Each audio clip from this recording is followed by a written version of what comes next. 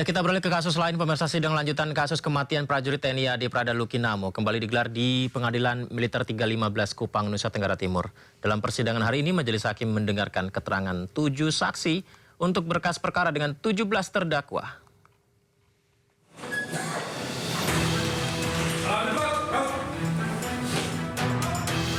Sebanyak 17 terdakwa kasus kematian prajurit TNI AD Prada Luki Namo kembali dihadirkan dalam sidang lanjutan di Pengadilan Militer 315 Kupang Selasa pagi. Sidang dengan menghadirkan 7 saksi, terdiri dari 2 dokter RSUD Air Ramo yang memberikan keterangan secara daring, 4 prajurit Batalion TP834, Waka Ngamere, serta ibu angkat Prada Luki Namo turut hadir di ruang persidangan.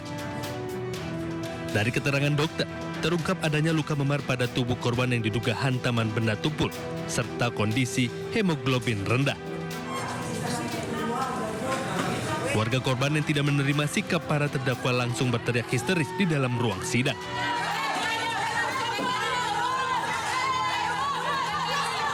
Dari 12 saksi yang ada di berkas, telah diperiksa sebanyak 11 saksi.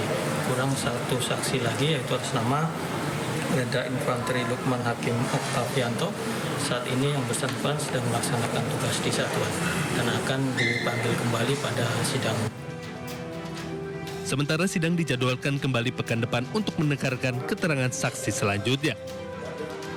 Dari Kupang, Nusa Tenggara Timur, Eman Suni, iNews melaporkan. 22 orang yang merupakan atasan dan senior Prada Luki dijadikan terdakwa dan kini diadili di Pengadilan Militer Kupang, Nusa Tenggara Timur. Para terdakwa dan saksi dihadirkan secara bergantian dalam sidang yang kini memasuki hari keempat.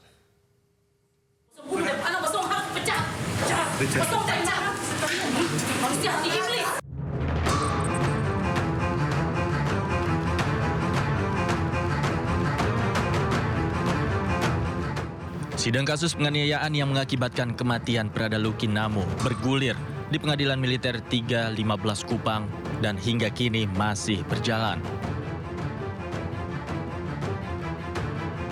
Sidang yang dimulai pada 27 Oktober lalu kini sudah digelar keempat kalinya.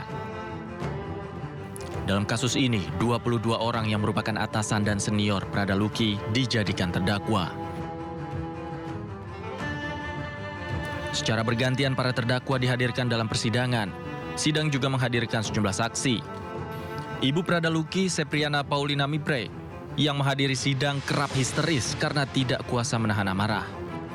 Ibu korban meminta agar seluruh pelaku dipecat dari TNI dan dihukum seberat-beratnya. Para tersangka ini yang paling keji, Mama lihat itu si Made Juni itu dan si Ngajuru. Dan juga ini dan si intelnya ini si Thomas Awi itu dan satu lagi bamaknya Andri Maklori. Mereka itu manusia-manusia yang sangat keji, yang istilahnya tidak punya hati kasih. Kalau soal Made Juni sendiri?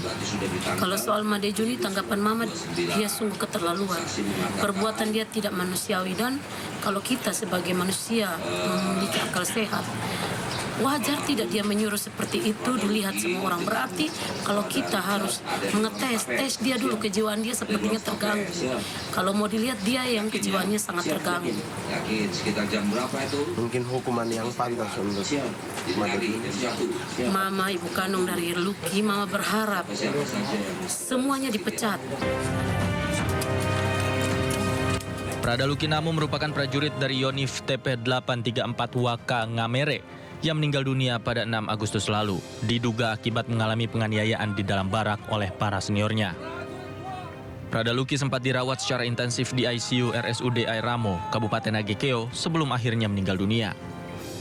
Dari Kupang, Nusa Tenggara Timur, Eman Suni, iNews melaporkan. Sementara itu, praktisi hukum politik dan keamanan Nikolai Aprilindo menilai dakwaan Auditor Militer Kupang, Nusa Tenggara Timur terhadap ancaman 9 tahun terhadap para terdakwa pembunuh Prada Luki Namo terlalu ringan. Karena dari fakta yang ada, penganiayaan yang mengakibatkan tewasnya Prada Luki diduga sudah direncanakan. Kita melihat dari kejadian yang terjadi pada Prada Luki, kalau menurut kacamata hukum kami, ini sudah dilakukan melalui satu perencanaan, bukan tiba-tiba.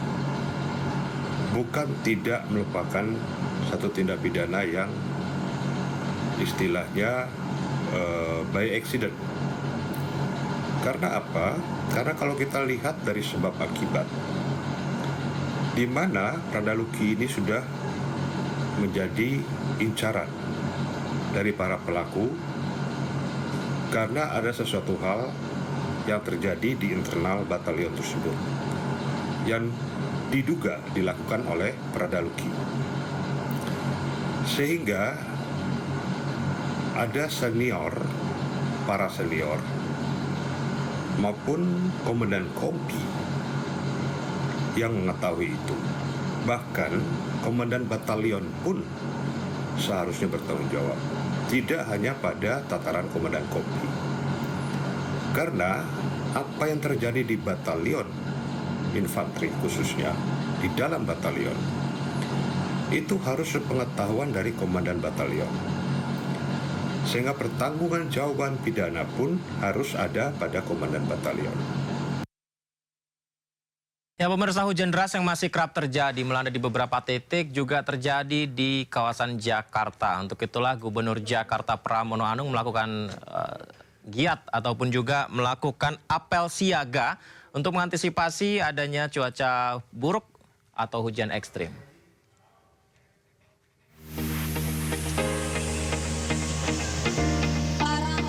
Pemerintah Provinsi DKI Jakarta bersama Forkopimda menggelar apel dan gladi kesiapsiagaan menghadapi potensi cuaca ekstrim di ruang limpah Sungai Lebak Bulus, Cilandak, Jakarta Selatan, Selasa pagi. Apel dan gladi kesiapsiagaan dipimpin langsung oleh Gubernur DKI Jakarta Pramono Anung dengan peserta TNI Polri, Basarnas, BNPB, BPBD, Pasukan Pelangi Jakarta, hingga stakeholder terkait lainnya. Kegiatan tersebut juga diselingi gladi aksi penyelamatan korban bencana.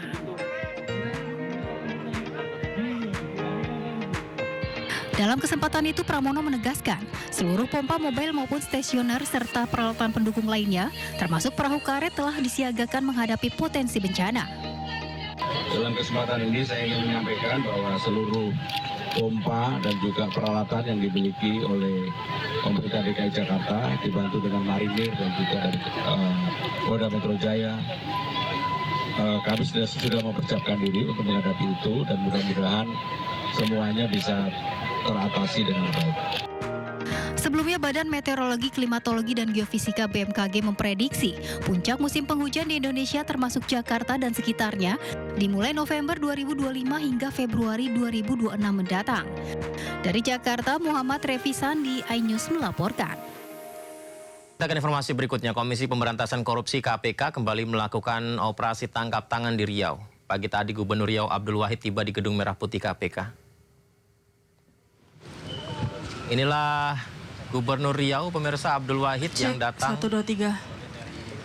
PUPR Riau Arief Setiawan yang ikut terjaring OTT oleh KPK. Gubernur Riau kemudian langsung diperiksa intensif oleh KPK. Dalam kasus ini KPK juga menyita sejumlah uang, dan uang-uang yang didapatkan KPK ini akan dijadikan barang bukti, pemirsa.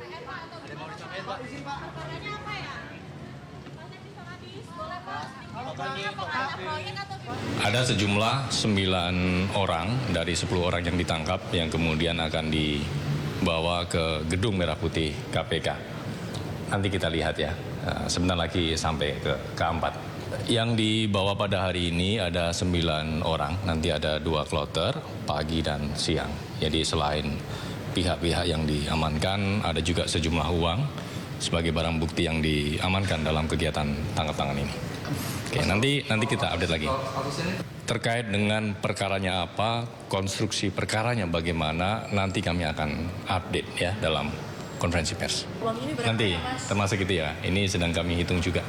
Itu diantaranya. Atau masih ada berapa, Mas? Dolar, Singapura, Amerika. Nanti, detailnya nanti ya. Mas, jadi Gubernur bisa dikonfirmasi ada di rombongan ini? Kita sambil tunggu karena sebentar lagi sampai ke K4. Oke ya. Nanti kita. Sementara itu Ketua Umum Partai Kebangkitan Bangsa Muhaimin Iskandar mengatakan saat ini PKB fokus memantau perkembangan yang dilakukan KPK dalam mengusut kasus yang menjerat Gubernur Riau Abdul Wahid. Ya kita tunggu aja apa yang disampaikan KPK, kita menunggu aja. Instruksinya untuk kader-kader yang lain mungkin, Gus? Iya, tentu kita lihat dulu, belum ada instruksi apapun. Sementara itu pemirsa, harta kekayaan Abdul Wahid, Gubernur Riau tersebar tak hanya di Riau tapi juga di Jakarta. Meski baru menjabat selama 8 bulan, Abdul Wahid memiliki tanah dan bangunan senilai miliaran rupiah. Gubernur Riau Abdul Wahid terakhir kali melaporkan kekayaannya pada 31 Maret 2024. Menurut data LHKPN, Abdul Wahid memiliki 12 aset berupa tanah dan bangunan senilai 4,9 miliar rupiah. Gubernur Riau ini juga memiliki 3 mobil senilai 780 juta rupiah. Sementara untuk kas dan setara kas senilai 621 juta rupiah. Abdul Wahid juga memiliki utang senilai 1,5 miliar rupiah. Total harta kekayaan yang dimiliki mencapai 4,8 miliar rupiah.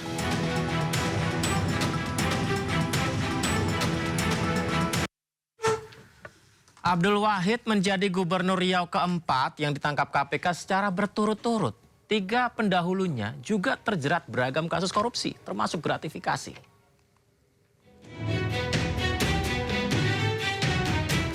KPK menjaring Gubernur Riau periode 2025-2029 Abdul Wahid dalam operasi tangkap tangan. Abdul ditangkap saat dirinya belum genap menjabat setahun sebagai orang nomor 1 di Provinsi Bumi Lancang Kuning itu. Abdul bukan Gubernur Riau pertama, melainkan keempat yang ditangkap KPK.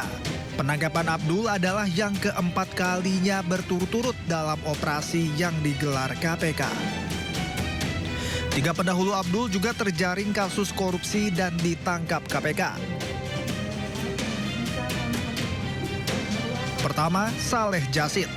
Gubernur Riau periode 1998 sampai 2003 ini terlibat korupsi pengadaan 16 unit mobil pemadam kebakaran senilai 15,2 miliar rupiah. Saleh divonis 4 tahun penjara. Kedua, Rusli Zainal. Gubernur Riau 2 periode tahun 2003 hingga 2013 ini dijerat dengan 2 kasus korupsi. Pertama, suap proyek pembangunan venue PON Riau 2012 dan kedua, korupsi izin usaha pemanfaatan hasil hutan kayu tanaman. Dirinya divonis 14 tahun penjara. Ketiga, Anas Makmun. Gubernur Riau periode 2014-2019 ini juga terjerat dengan 2 kasus. Pertama, kasus alih fungsi lahan dan gratifikasi pengesahan RAPBD. Dirinya divonis 6 dan 1 tahun penjara. Terakhir, Abdul Wahid. Abdul terjaring operasi tangkap tangan KPK 9 bulan usai dirinya dilantik. Kasus yang menjerat Abdul masih dalam penyidikan KPK. Penangkapan Abdul menambah panjang daftar kelam kepala daerah di Riau yang terjaring KPK.